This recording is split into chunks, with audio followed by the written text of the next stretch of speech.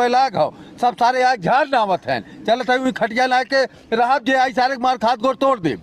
वही सुतबे करबे और का करब सबका लड़का सारे झाड़ के मार धाई देते हैं तब नीन नीन टुकोरा हो का काम के हो जा रखावा।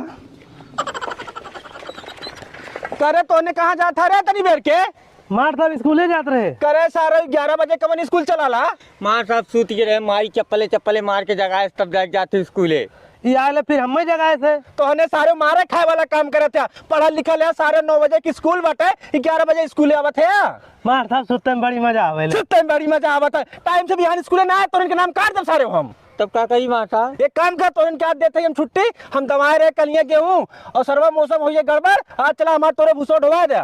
ना मार साहब भूसा ना ढोई फीस ले ला फीस हमारे दही लगे ये आगे कहाँ से हाँ तब भूसो ढोवा तब फीस ना ले बे फीसिया ले लेकिन बाद में ले तब राजा इला के फीसिया दे नहीं तो भूसा चल ढोवाओ।